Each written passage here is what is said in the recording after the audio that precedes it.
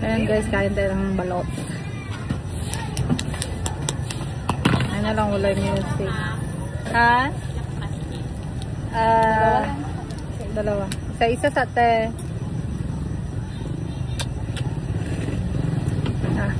Sarap.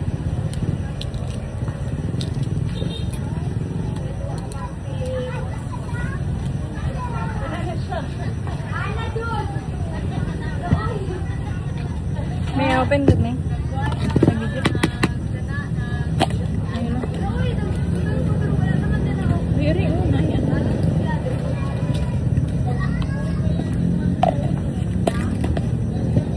masuk pa.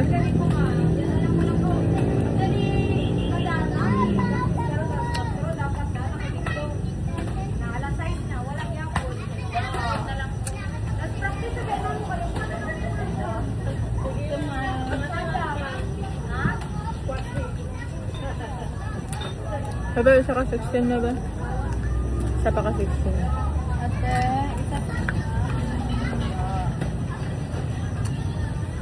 Ben? Namat ka lang.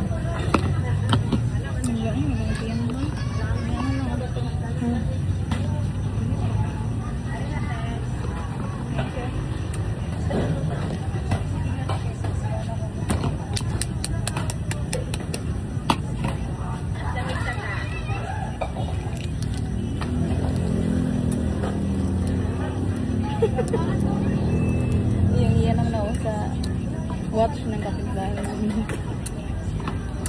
I watch. Saka I watch ng dog.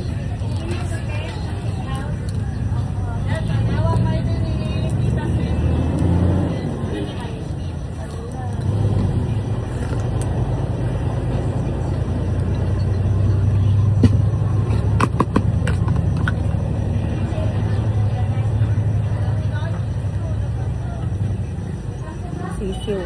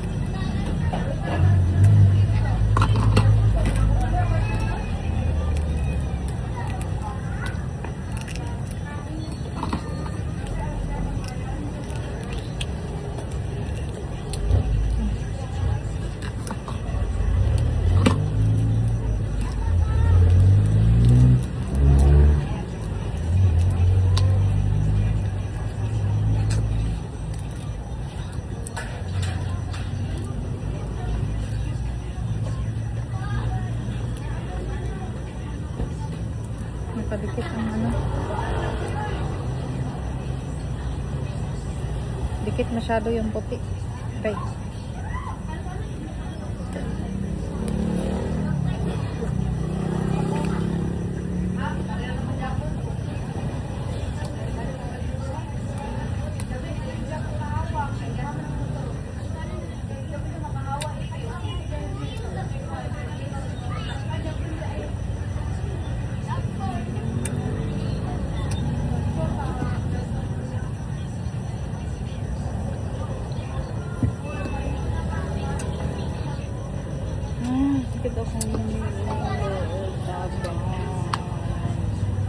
Ano ang tambal? Ang tubig.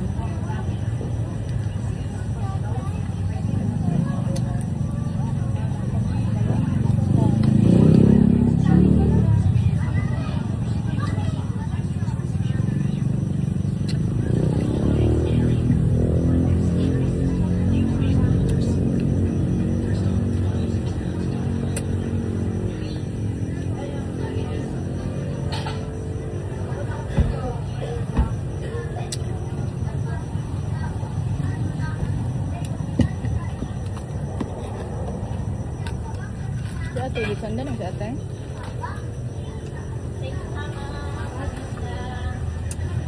Baka. Nakaya yung tubig na. Nagas ang kamay.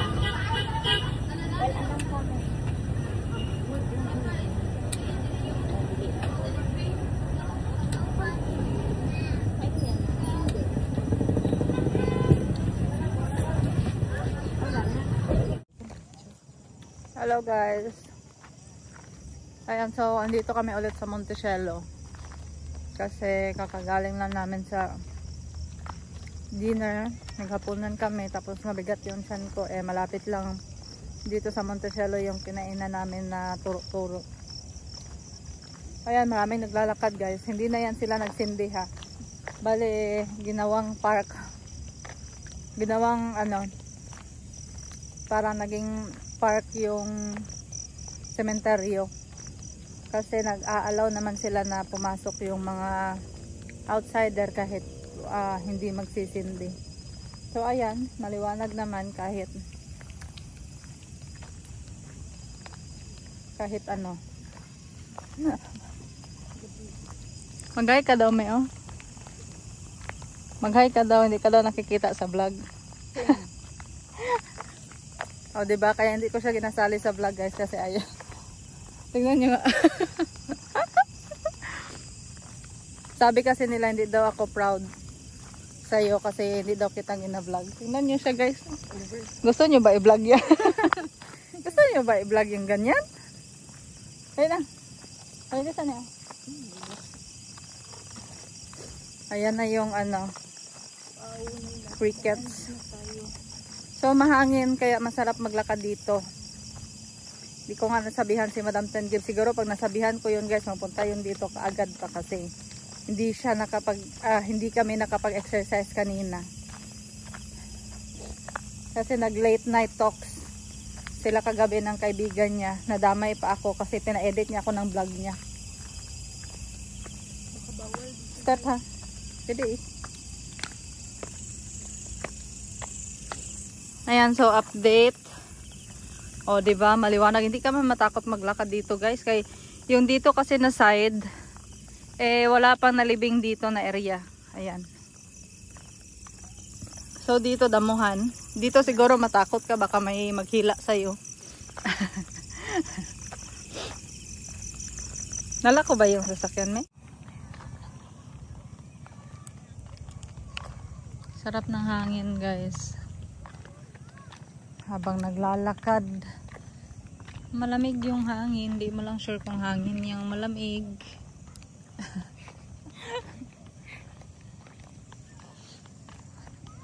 Masarap mag-walking guys. Basta bago ka matapos kumain.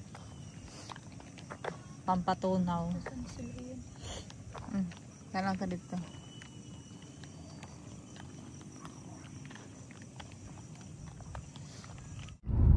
Good morning mga kabibi. Ayan, driving tayo guys. Papuntang tindahan. Saan pa ba? Palagi naman tayong sa tindahan papunta. Ayan, so magko-content lang ako today ng 10 items na dapat meron ka sa tindahan mo. Or sa mga nagsisimula or magsisimula pa lang na mag-open ng negosyo or yung sari-sari store, dapat ito yung top 10 items na dapat number 1 mong ilalagay sa tindahan mo. Ito hindi na to siya nagva-vary sa location ha. Sadyang ito talaga yung items na hinahanap, nasa highway, nasa community, nasa loob ng barangay or nasa highway ka man, hinahanap. Ayan, so yung number 1 ko na isasuggest sa inyo yung load, e-load. Kasi ngayong panahon halos lahat, pati mga bata nagsi-cellphone, no? So dapat number 1 meron kang e-load na benta sa tindahan mo. So bawat 10 pesos guys, or minimum 10 pesos kadalasan yung niloload, may patong tayo dyan na 3 pesos. Ayan. So, walang rebates yan siya guys ha. Sa mga ganyang amount, walang rebates yan na nakukuha sa e-load na ginagamit namin. So, yung additional natin dyan, simula 10 pesos hanggang 45 pesos, 3 pesos lang yung ina-add-on natin. So, kapag ka naman 50 pesos hanggang 95 pesos, so 5 pesos yung additional natin, no? So may patong ka na doon guys. So ikot-ikot lang yan. So syempre kami naglalagay kami ng 2,000 na puhunan sa load. Ayan, at nauubos namin yan ng 1 linggo or kung madalang 2 linggo pa. Pero mostly sa amin 1 week lang or 1 lingguhan lang. Ayan, so 100 pataas guys, minsan 5 pesos lang yung patong natin kasi oo nga pala, 5 pesos lang talaga yung patong natin. Kasi nga may rebates kapag ka 100 na yung ilo-load mo, may yung nababawas sa'yo na load parang may 2 pesos din, parang 98 pesos lang yung nababawas sa load mo or 99 pesos, basta may na siya, may parang piso-piso na rebates. Ayan, so number 2 item na dapat meron ka or benta na dapat meron ka GCash in, GCash out. Ayan, so yung charges natin dyan guys, depende yan sa inyo kasi personal nyo naman yan na funding. Ayan, so nakadepende sa inyo guys, walang magre-react or merong magre-react kapag namahalan mo. Depende sa lugar mo. Kunwari dyan sa lugar mo, ikaw lang yung nagka-cash in, cash out, di makakapresyo ka. Kasi nga, maglalagay ka naman ng puhunan. Maglalagay ka ng puhunan sa GCash mo, maglalagay ka ng puhunan sa kaha mo. Kasi nga, once na may magka-cash out, dapat meron kang maibigay na cash. Kung magka-cash in ka, dapat meron ka din maisesend na cash in. So, kailangan mo din siya ng pondong puhunan. Kaya kami guys, yung charges namin dyan, 100 pesos minimum hanggang 500 pesos minimum yung cash in namin. 10 pesos yung additional fee natin dyan guys. And then 550 hanggang 950 pesos tayo, 20 pesos na tayo doon guys. Yun yung additional namin dito. Ayan, sa naman sa kabilang tindahan, since kami lang yung malaking tindahan doon na nag-GCash, so yung charges namin doon 20 pesos every 500 pesos. So nakadepende yun guys ha. Huwag nyo nang i-bash yung mga charges namin kasi nga, 'di ba, sinabi ko sa inyo sa mga last vlog ko, nakadepende yung presyuhan natin sa renta and expenses ng ating tindahan. And then sa location, no? Kapag marami naman tayong kompetensya, ayun, pwede tayong magpababa ng mga charges natin. Pero kapag tayo lang, pwede naman tayong makapresyo. Hindi na din yung sobra-sobra.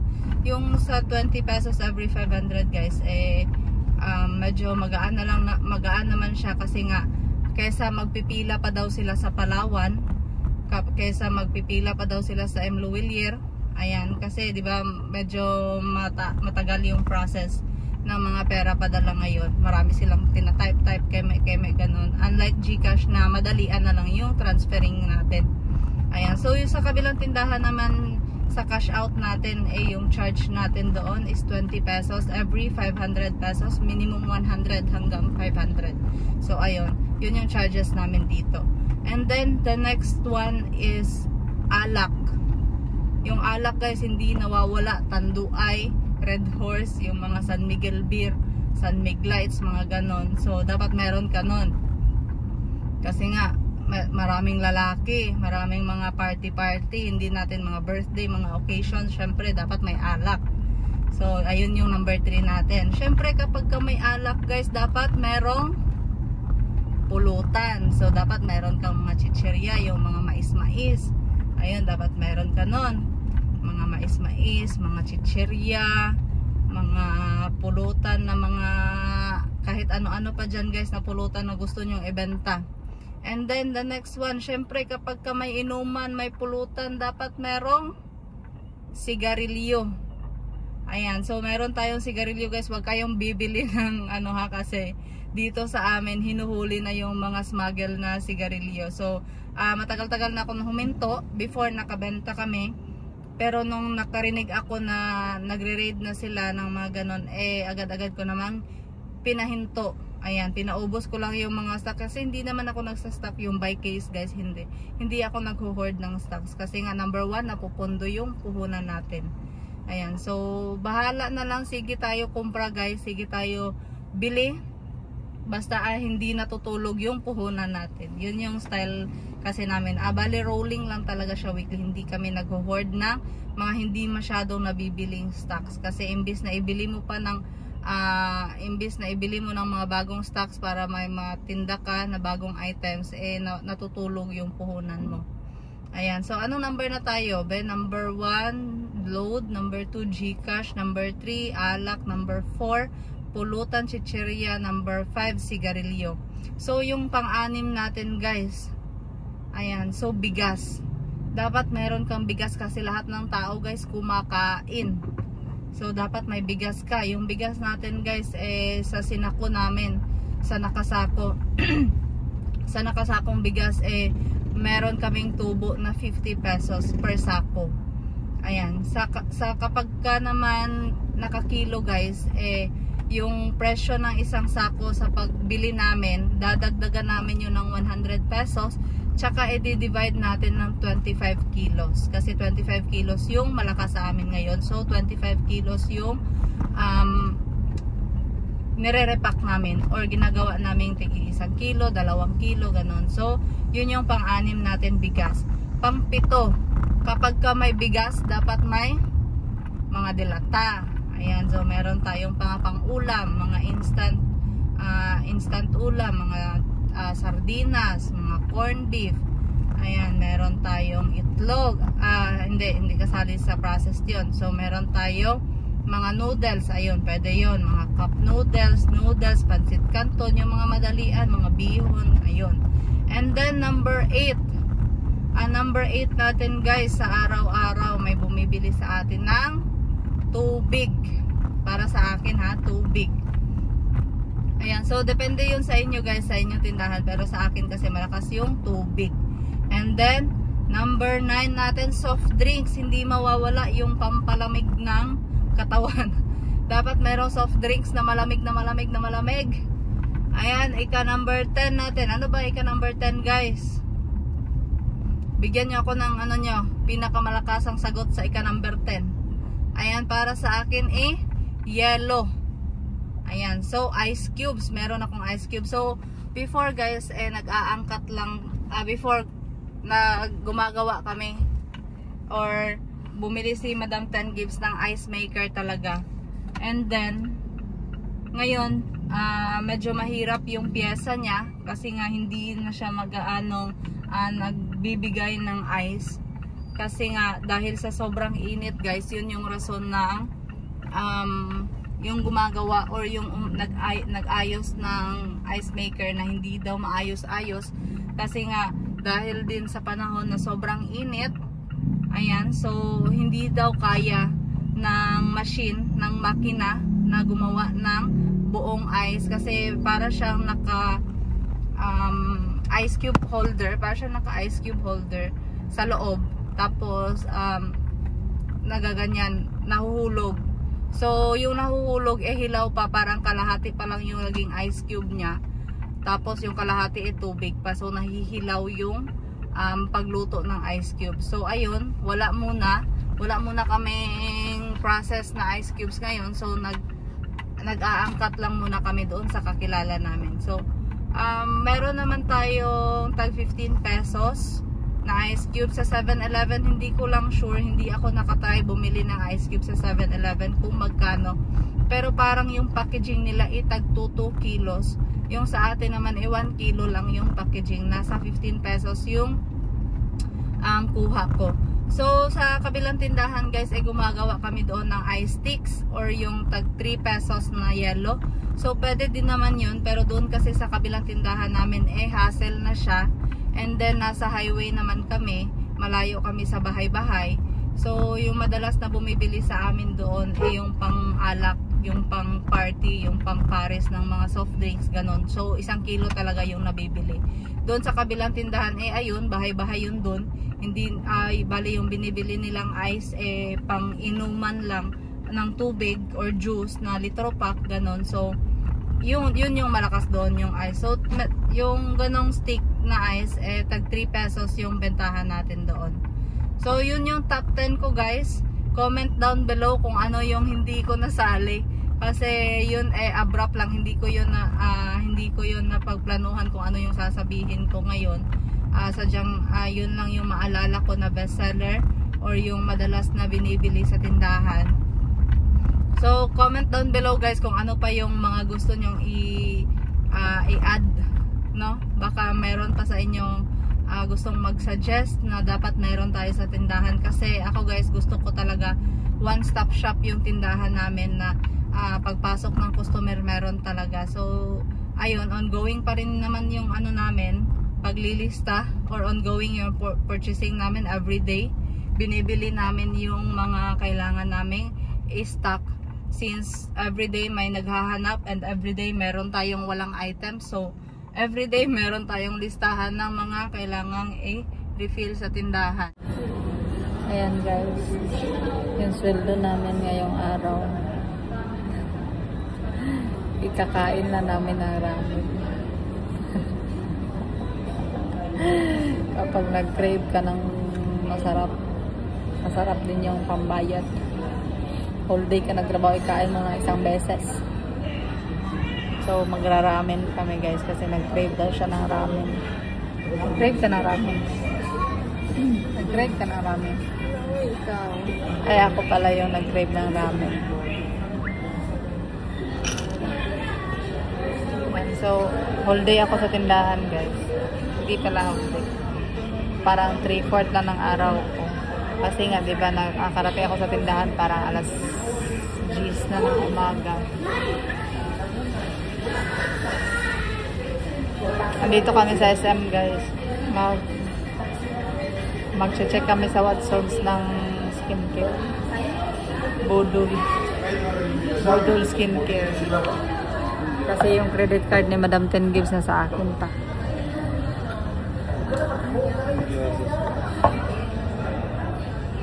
So, bibili ako ng ano guys kasi naubos na yung sunblock ko. Bili ako ng sunblock kasi mainit sa tindahan. Tsaka lotion. Lotion. Wow. Thank you. Thank you, Coco. So, rice. You know what? Try the ramen, guys. And it's not the egg. It's not the egg I wanted.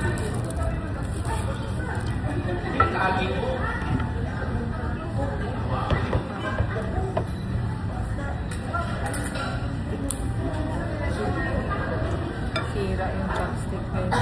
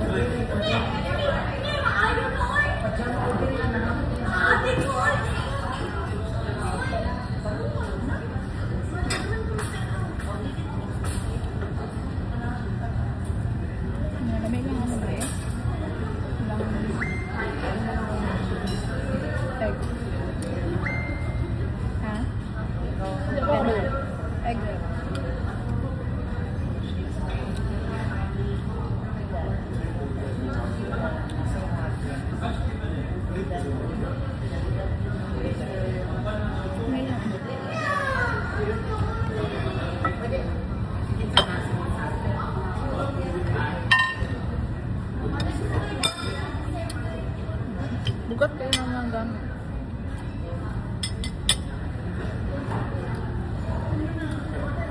Tanawin ko na unsa yung chopstick. Ay,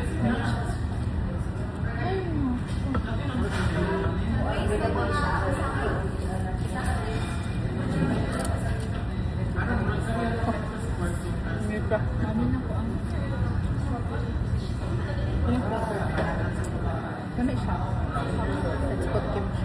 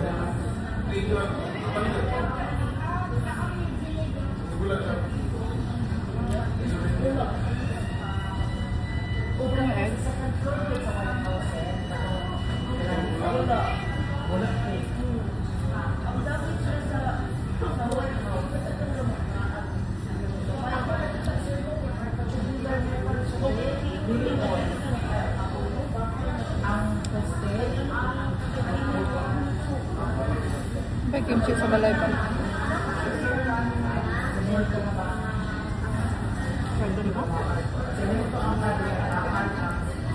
Sarap. Ay? Sarap. Try mo?